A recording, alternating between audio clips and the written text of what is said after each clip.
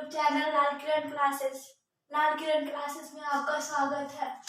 आज मैं आप लोगों को क्लास 10th के बारे में बताऊंगी। क्लास 10th में मैथ का टॉपिक, जिसमें आप लोगों को फर्स्ट लेसन वास्तविक संख्याएं बताने वाली हूँ। आज इसका कुछ इंट्रोडक्शन देख लेते हैं। सबसे पहले देखते हैं अंक,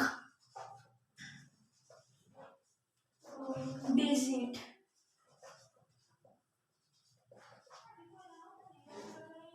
अब जानेंगे हम डिजिट किसे कहते हैं। डिजिट हम देखते हैं तो वैसे अंकन पद्धति, वैसा अंकन पद्धति जिसके द्वारा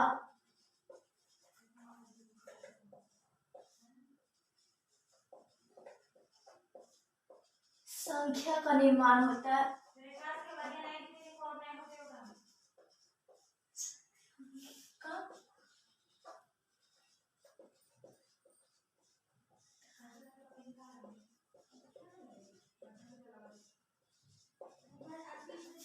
कितना लोगों को तो ये नहीं पता होगा कि संख्या और डिजिट में अंतर क्या है। तो जो डिजिट होता है वो सिर्फ 10 होता है, ये 0 से शुरू होता है। जैसे एग्जाम्पल देते हैं 0 1 2 3 4 5 6 7 8 9।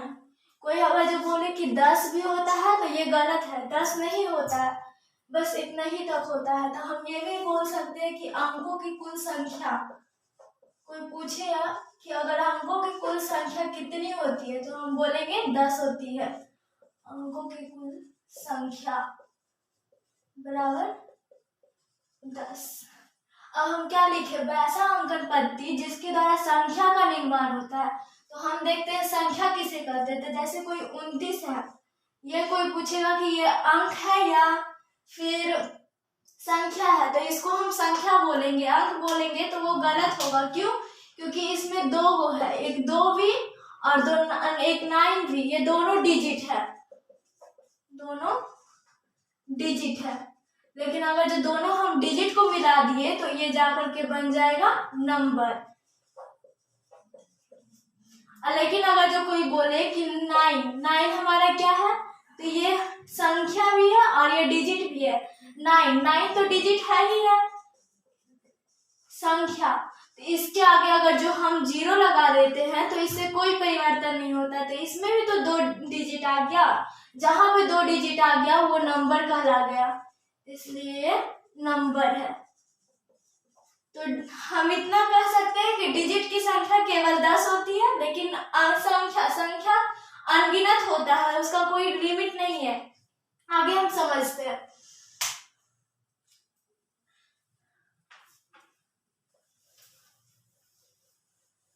आगे हम देखते हैं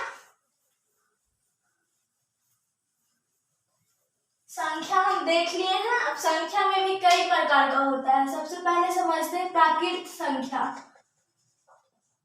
प्राकृत संख्या इंग्लिश होता है नेचुरल नंबर।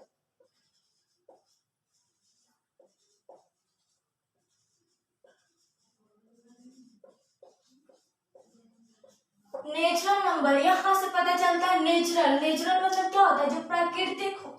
जैसे कोई छोटा बच्चा रहता है तो उसको गिनती कहाँ से सिखाया जाता है, 1 से।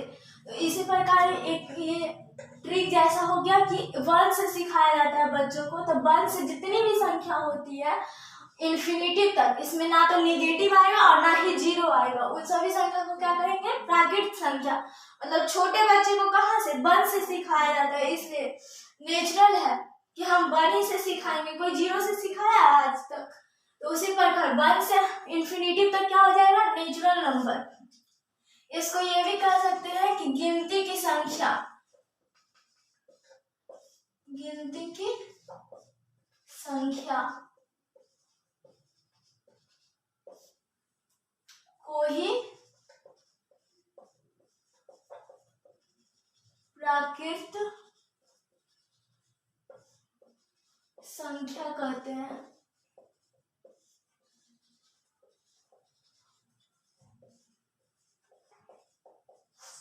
आगे देखते हैं होल नंबर। इसको ये भी ध्यान दे दीजिएगा कि इसको n द्वारा सूचित किया जाता है।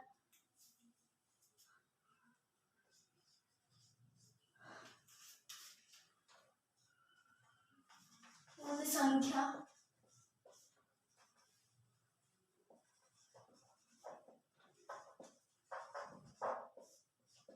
Whole number.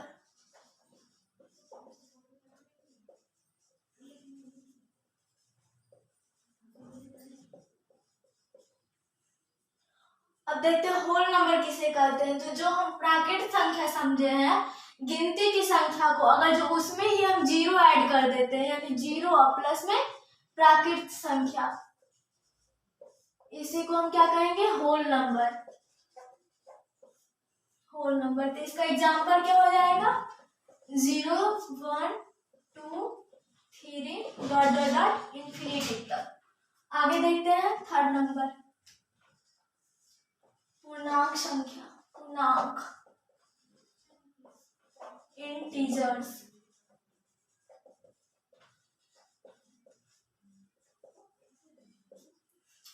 इसमें हम क्या करेंगे, तो इसमें निगेटिव यानी ऋणात्मक संख्या भी शामिल हो जाता है। ऋणात्मक संख्या प्लस में होल नंबर।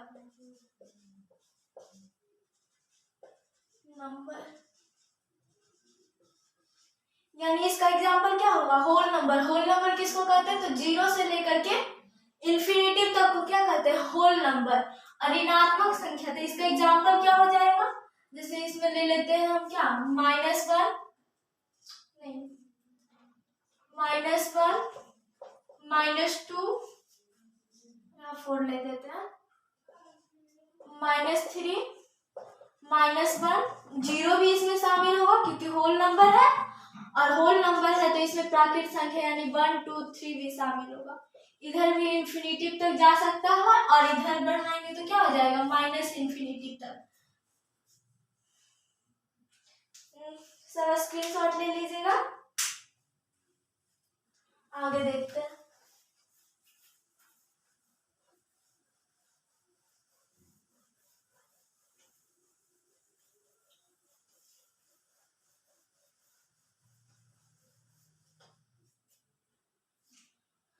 होल नंबर तक देखे थे। चौथा नंबर होगा परिमेय संख्या।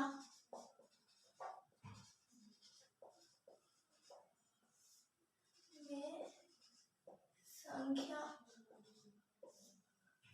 Rational number.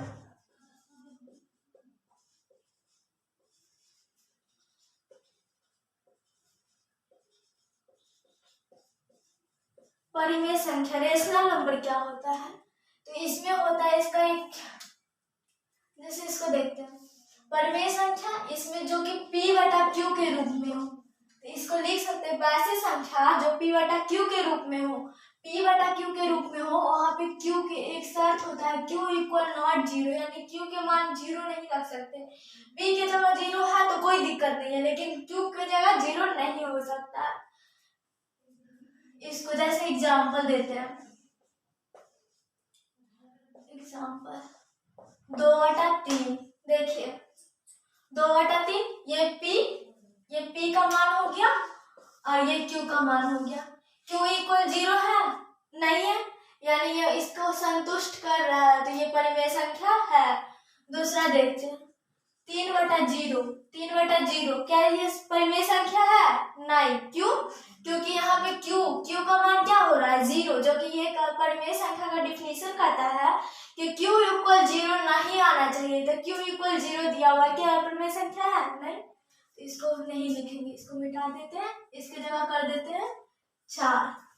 ठीक है, अब परिमेय संख्या है, अच्छा 0 परिमेय संख्या है, कैसे देखते हैं, इसके नीचे कुछ भी नहीं तो वो 1 रहता है हमेशा, 1।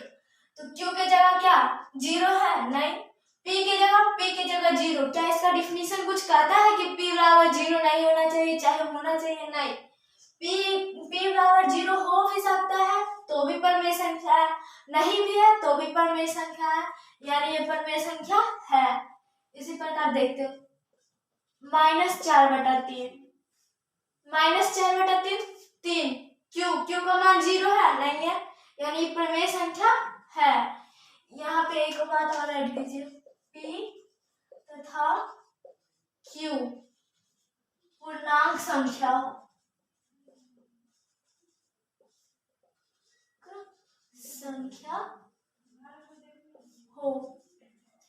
पूर्णांक मतलब जैसे ही पूर्णांक आ गया उसका मतलब क्या होता है?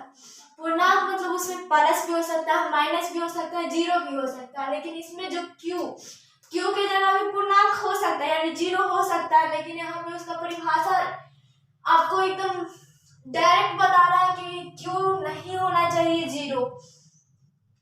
आगे देखते हैं अपरिमेय संख्या।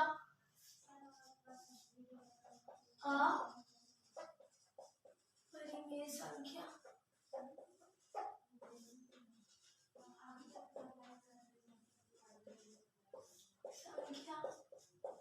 Irrational number.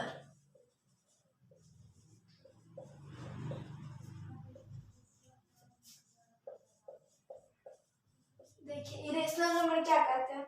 अगर जो आप परिमेय संख्या पहचानने के लिए जान गए हैं तो इरेशनल नंबर, जो परिमेय संख्या नहीं है वो इरेशनल नंबर है, और जो परिमेय संख्या है वो इरेशनल नंबर नहीं है। क्यों? क्योंकि परिमेय संख्या जब हो गया तो इरेशनल नंबर कैसे होगा? उसी प्रकार देखते हैं परिमेय संख्या, इसको ऐसे भी लिख सकते हैं कि जिसका पूरा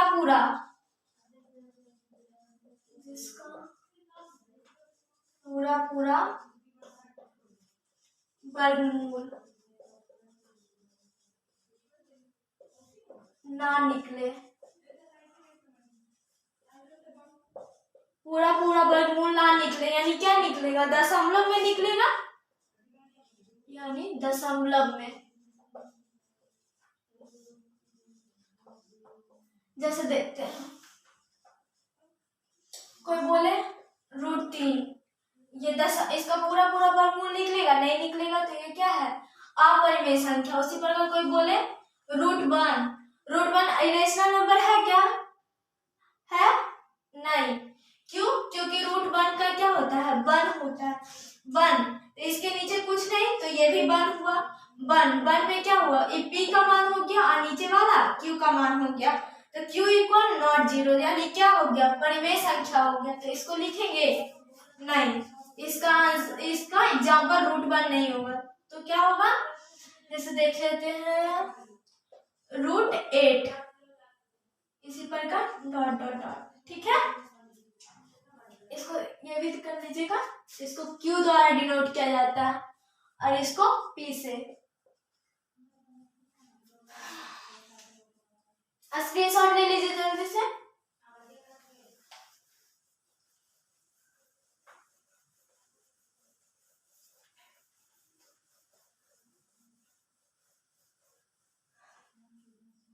आप समझते वास्तविक संख्या। वास्तविक संख्या क्या है?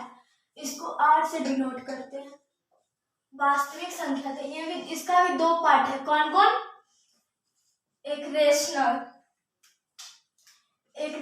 है, इरेशनल नंबर्स, और एक है इरेशनल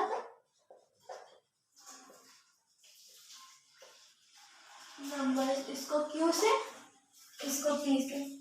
ये दोनों को हम पहले ही बता चुके हैं आप लोग को, इरेशनल क्या होता है और रेशनल क्या होता है। और इसी का अगर जो कोई इसका एग्जाम्पल आपको पूछता है तो इसमें आप इरेशनल को भी दे सकते हो और इरेशनल को भी दे सकते हैं। जैसे क्या? √2 क्या है? इरेशनल है। इरेशनल है तो वो वास्तविक संख्या भी है। उसी प्रकार √1 क्या है? ये रेशनल नंबर है, लेकिन ये वास्तविक संख्या भी है, यानी रेशनल और इरेशनल दोनों को कंबाइन कर देंगे तो क्या बन जाएगा? वास्तविक संख्या बन जाएगा। यानी जितना भी नंबर है आप कुछ भी लिख दीजिए, वो हमेशा क्या होगा, वास्तविक संख्या। जैसे -5 लिख दिए वो भी वास्तविक संख्या है, -1 लिख दिए वो भी वास्तविक संख्या है, 0 लिख दिए वो भी वास्तविक संख्या है। ठीक है, आगे जितना भी पढ़ा है ना उसको फिर से एक बार रिवीजन कर देते हैं।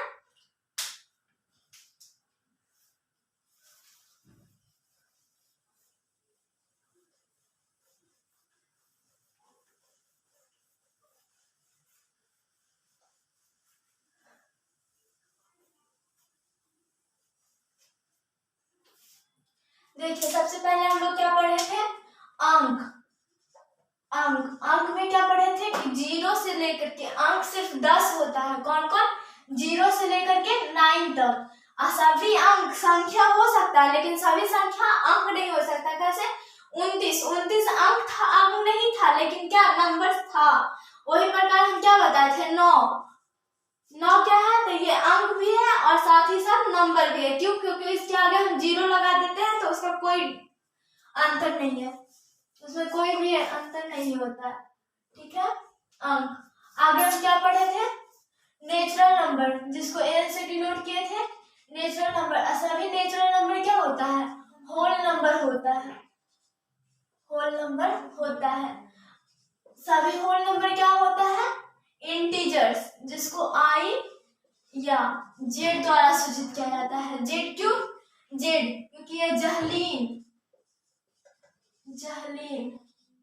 नामक वैज्ञानिक ने इसका खोज किया था, इंटीजर्स नंबर का। इसलिए पहले नेचुरल पढ़े थे, सभी नेचुरल क्या होते हैं, होल नंबर होते हैं। और सभी होल क्या होते हैं, इंटीजर्स होते हैं। और सभी इंटीजर्स रेशनल नंबर होते हैं। यहाँ पे क्यू, इरेशनल नंबर जो कि अलग होता है। ये दोनों को कंबाइन करने पर क्या बन जाता है, रियल नंबर, रियल नंबर्स। ठीक है, नोट करके इसको लिख लीजिए।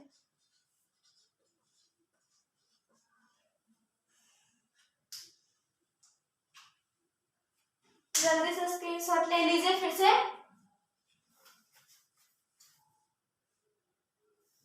ले लिया।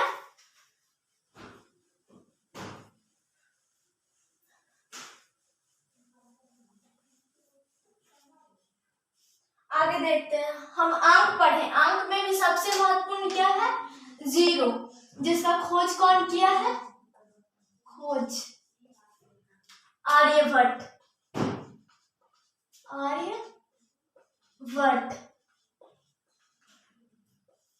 आर्यभट्ट किए हैं। ठीक है, 0 का बहुत बड़ा रोल है। कैसे, देखते हैं। यदि किसी संख्या, कोई संख्या है, अगर जो उसके आगे हम 0 लिखते हैं, जैसे कोई संख्या 2 है, उसके आगे हम 0 लगाते हैं तो कोई अंतर नहीं पड़ता है। जैसे 0 2, कोई अंतर है, इसको क्या पढ़ेंगे, 2 ही पढ़ेंगे। अगर जिसके आगे लगा देते हैं 2 0 लगा देते हैं तो कोई अंतर है, नहीं है। उसी प्रकार और बढ़ा देते हैं, 3 0 डाल देते हैं, कोई अंतर है, नहीं है। अगर जो इसके राइट साइड में, ये तो लेफ्ट साइड में लगा है, यदि राइट साइड में लगाते हैं, जैसे 2, इसके राइट साइड में लगा दिए 20, ये क्या बन गया, 20 बन गया। लेकिन क्या 2 और 20 दोनों इक्वल है, नहीं है, तो इसको नॉट इक्वल। ये नॉट इक्वल का साइन होता है, यानी कोई ऐसे क्या हुआ, इक्वल यानी बराबर है, लेकिन ऐसे कर दिए तो नॉट इक्वल, बराबर नहीं है।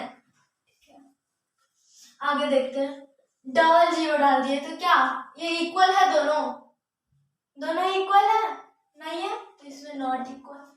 फिर एक लगा देते हैं, 000 इक्वल है, नहीं है, तो इसको नॉट इक्वल। ये हम किस साइड लगा, राइट साइड। आगे देखते हैं, जैसे कि हम पहले कोई संख्या 3 ले लें। ठीक है, उसमें हम पहले 0 को ऐड करके देखते हैं क्या परिवर्तन होता है। 0 को ऐड किए, क्या कोई दिक्कत है, नहीं, 3 + 0 क्या हो गया, 3। फिर अगला देखते हैं, 3 एक बार जोड़े, अब एक बार घटा के देखते हैं। घटा के देखे तो क्या हुआ, 3, 3 में से 0 गया, कितना हुआ 3। अब एक बार गुना करके, एक बार सबको देखेंगे, गुना करके देखते हैं। कोई भी संख्या में 0 जब गुना होता है तो वो दोबारा क्या बन जाता है, 0। कोई भी संख्या अगर जब 0 से गुना होगा तो क्या बन जाएगा, 0। अगर जो 0 डिवाइड 3, इसका मतलब क्या होता है, तो 0 मतलब 3, 0/3, 3 से डिवाइड देते हैं 0 में। 3 को कितने बार पढ़ेंगे कि 0 हो जाएगा, 0 बार पढ़ेंगे तो 0 बार में, तो क्या हो गया, इसका फाइनल आंसर क्या हो गया, 0। लेकिन अगर जो हम करते हैं 3/0 या तो 3/0, तो ये क्या हो गया, इन्फिनिटी, इनफिनाइट, यानी ये परिभाषित नहीं है, इनफिनाइट कितना है जो कि पता नहीं है। जैसे देखते हैं 0 से भागा देते हैं 3 में, क्या हो गया, एक बार में डिवाइड देते हैं, नहीं हुआ, कुछ भी नहीं, 0 ही रह गया। फिर 2 से डिवाइड देते हैं, क्या हो गया, 0, ये भी 0 ही हो गया। आगे 3 से डिवाइड देते हैं 0, ये भी 0 ही रह गया। ऐसे ही हम कहाँ तक डिवाइड देंगे, इन्फिनिटी तक, तो ये क्या हो गया, इनफिनाइट। ठीक है,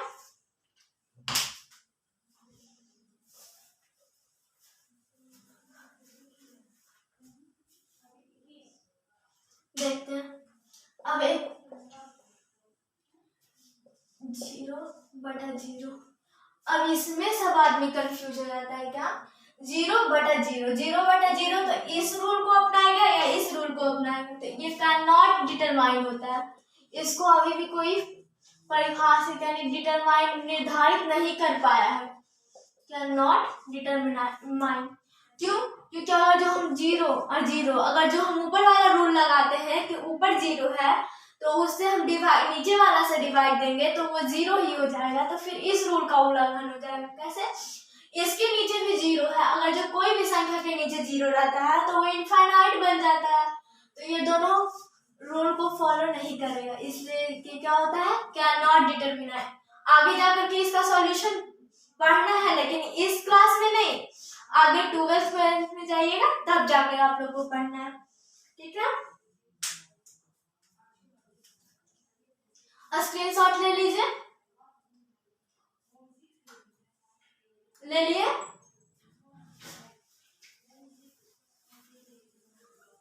अच्छा, अंकों की संख्या कुल कितनी होती है, 10।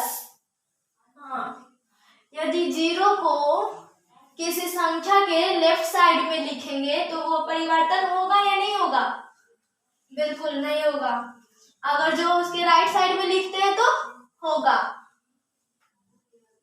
अच्छा, आगे देखते हैं, हम लोग क्या पढ़ रहे थे, वास्तविक संख्या, वास्तविक संख्या, एनसीईआरटी बुक का है, लेसन फर्स्ट। इसमें हम लोग को दो मेन टॉपिक पढ़ना है, कौन कौन, एक है यूक्लिड विभाजक प्रमेय का, यूक्लिड विभाजन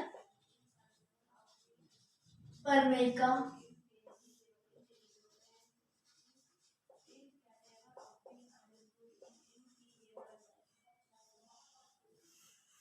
इससे साफ पता चल रहा है कि यूक्लिड नामक वैज्ञानिक इसका खोज क्या हुआ, इसलिए अपने नाम पे क्या कर लिया, यूक्लिड विभाजन प्रमेय का।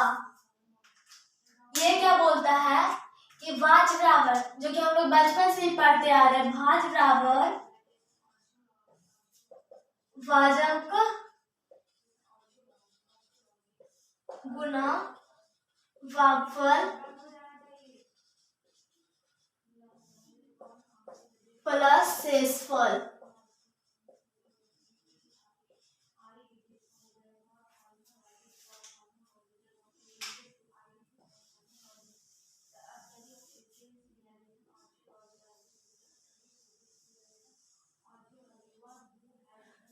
इसका हम बहुत ज्यादा उपयोग करने वाले हैं इस लेसन में। विशेष कर ध्यान दीजिएगा इस पर। वीडियो अच्छा लगा हो तो सब इसको लाइक और सब्सक्राइब कर दीजिएगा, ताकि अगला वीडियो हम आपको दोबारा लेकर के आएंगे। ठीक है।